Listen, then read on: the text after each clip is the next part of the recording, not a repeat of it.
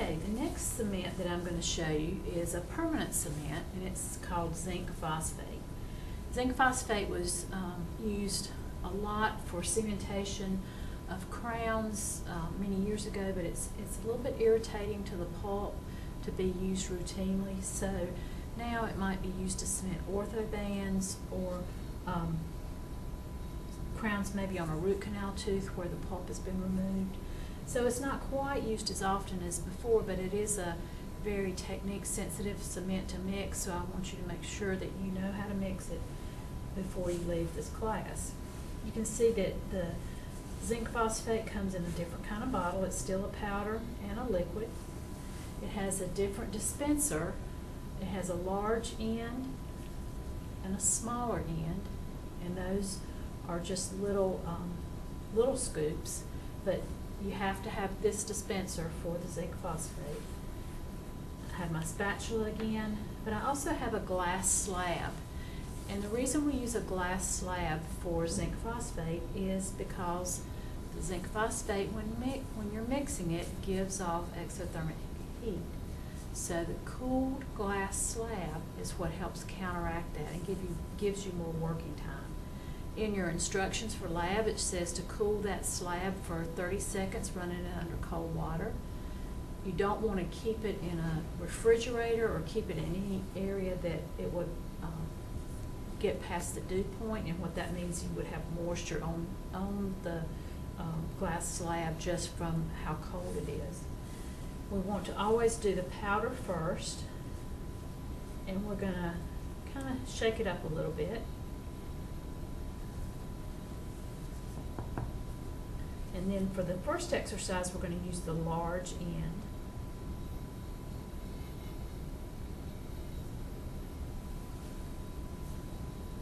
You want to kind of be careful, make sure you get a full measure, not necessarily anything over that.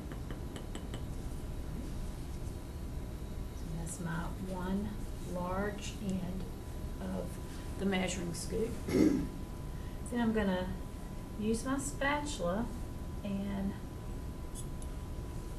make it into a rectangle. Make that scoop into a rectangular shape. If you can go by this diagram, we're going to divide it in half. We're going to divide this bottom section in quarters. Then we'll have eighths and sixteenths.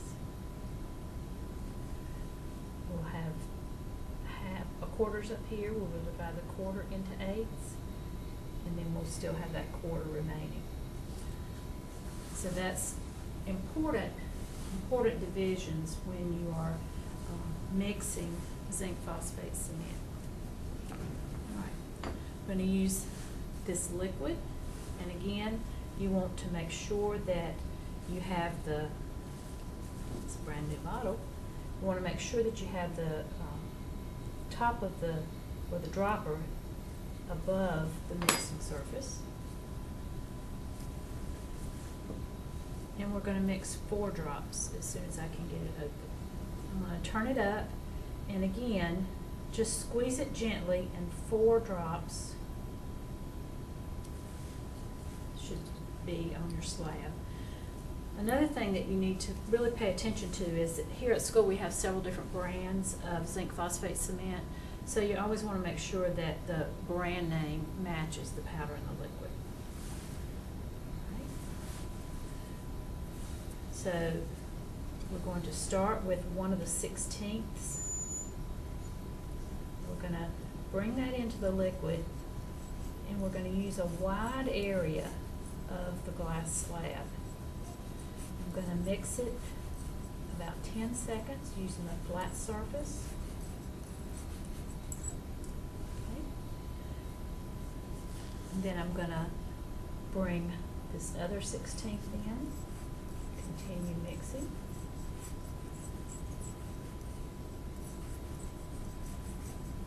Each one about 10 seconds, and you can see how wide an area that I'm using of the slab. Again, that cool slab helps dissipate some of the heat that's being generated by the chemical reaction between the powder and the liquid.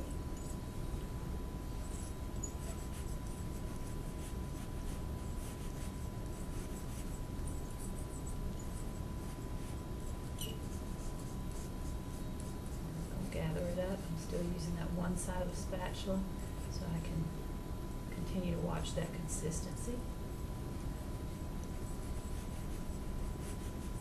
Just spread it out. Get rid of all the powder, all the traces of the powder or the unmixed liquid.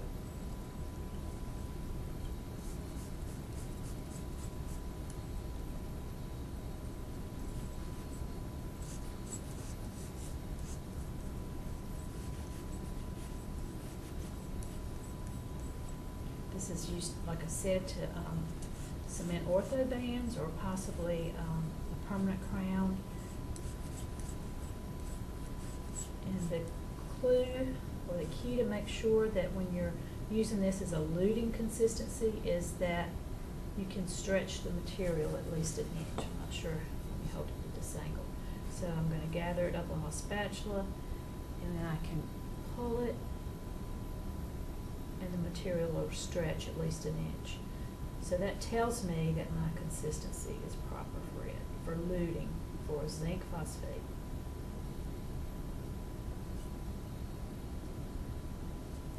Alright, so I'm going to clean my spatula again with 2x2 or gauze, and then I'm going to take the glass slab over to the sink and clean it with water. I will be back in a second.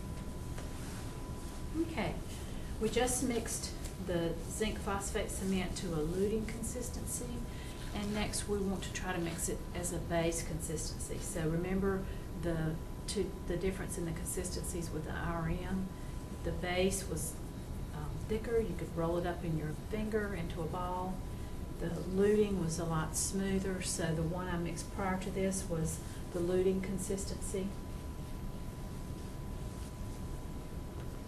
So for this exercise, we're going to use a large end of the measuring scoop,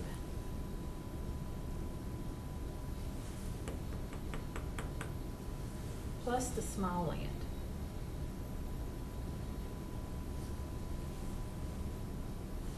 You always want to measure the powder out first and do all your increments, do all your divisions before you put the liquid out.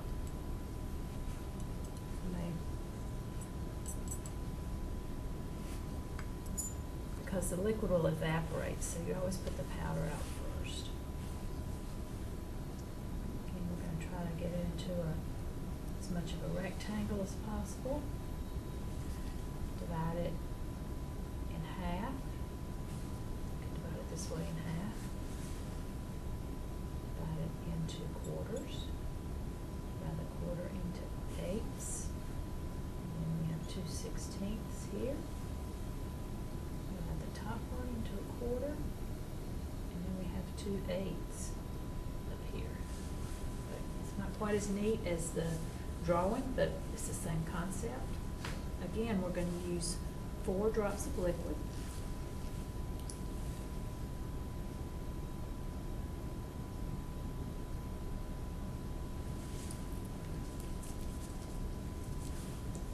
Follow the same mixing routine. You can see my spatula is bent just a little bit. This is one of the ones that I like because I've already adapted it to the way I like to mix cement. You'll have your favorite spatula too when you get into practice, your favorite instruments. Again, you can see I'm just mixing a little bit at a time.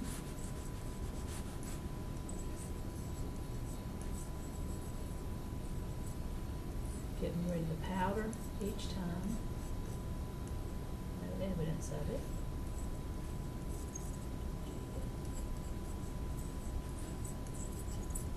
If we didn't cool the glass slab, which I did before I started this mix, we would have a lot less working time with this material. And the properties would not, it would not function like it's supposed to if you don't follow the manufacturer's recommended directions to mix these materials. You can see that now it's almost at the same consistency as we wanted for luting a while ago with that first mix. So we're going to add more powder.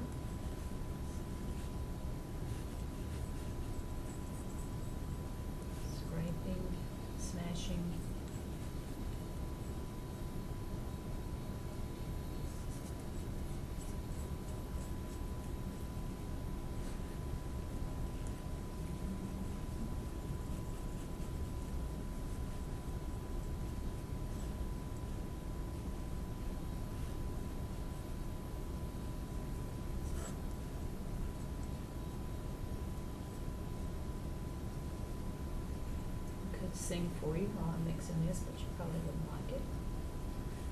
But you can see how long it's taken to mix, and you can also see how stiff it is, how thick it is, how sticky it is also. All that powder.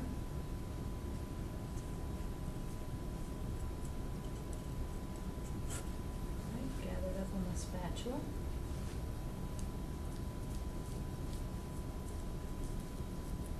And I should, again, be able to roll it into a ball. This will be used as a base, maybe under a filling. Certainly you would have to put DiCal down first. Then if you needed to fill up a large space of unsupported unsupported enamel, to put an amalgam over top of it, then you could use a zinc phosphate base. You may or may not see them very often, but that's the way to mix it. 2 scoops, a large and a small, of powder, and then 4 drops of liquid. Okay? So that's zinc phosphate, luting, and base.